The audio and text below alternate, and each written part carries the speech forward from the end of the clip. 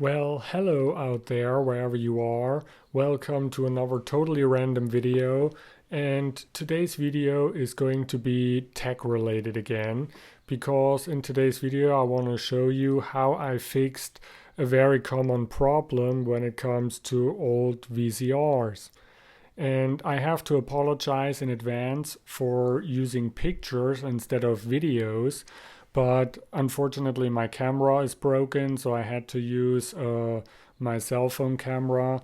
So yeah, that doesn't mean that the video is going to be less helpful or less informative. So the VCR that I'm talking about in this video is the Philips VR 550, which seems to be one of the last VCRs, but unfortunately it's not a very good one. It's actually a very cheap piece of crap. And it's good enough for watching videos, but I definitely wouldn't record anything with it.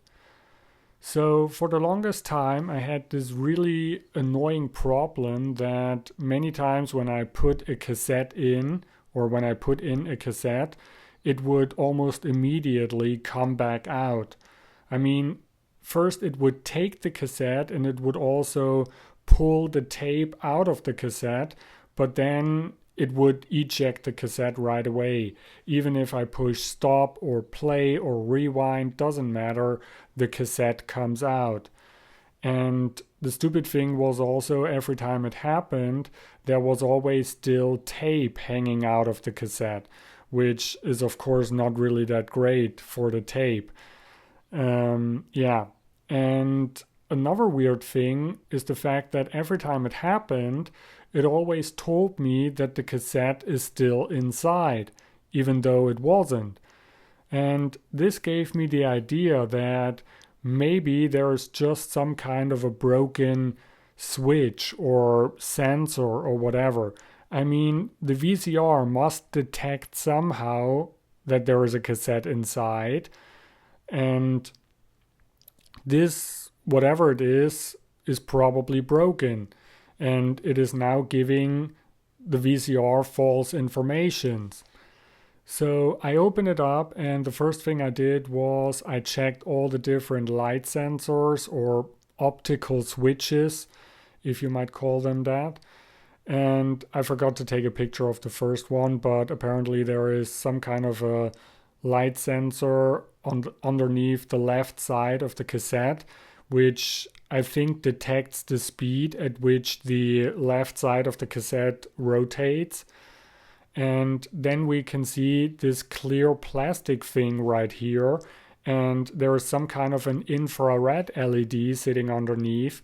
And this plastic thing is shining the light in various different directions. So it is shining the light down there because there is another light sensor sitting underneath this black gear. And this is probably responsible for the counter.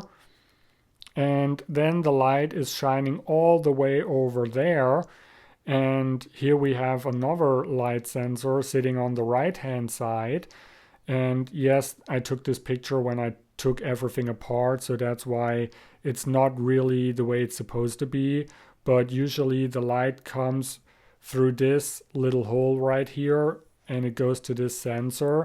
And this sensor detects when you put a cassette in. So every time you put in a cassette, there is a little piece of plastic which blocks the light, and then it activates the motor that is responsible for the whole cassette loading and tape loading mechanism.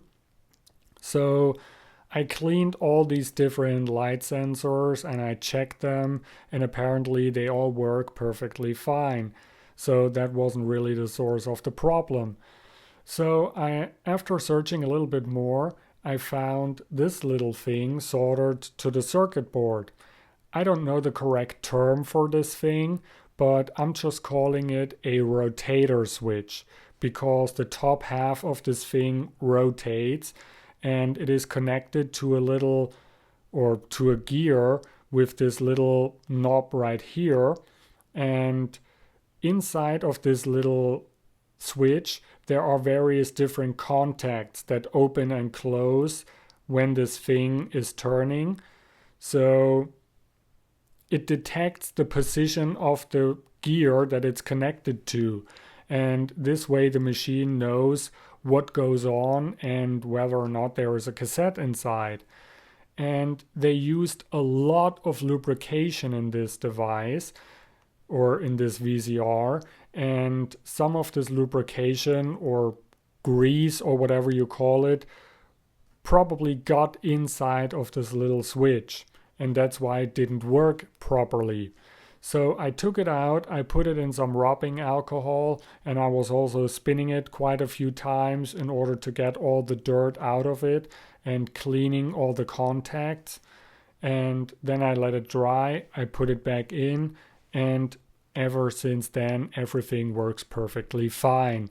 So that was the source of the problem. This little switch thingy was just dirty on the inside. So yeah, I hope I could help you a little bit with this video, and maybe I could also encourage you to try and fix those kind of things yourself before throwing it away. I mean, if it's already broken, what are you afraid about, or what are you afraid of? It's already broken, and if you break it even more, well, it doesn't really matter, right?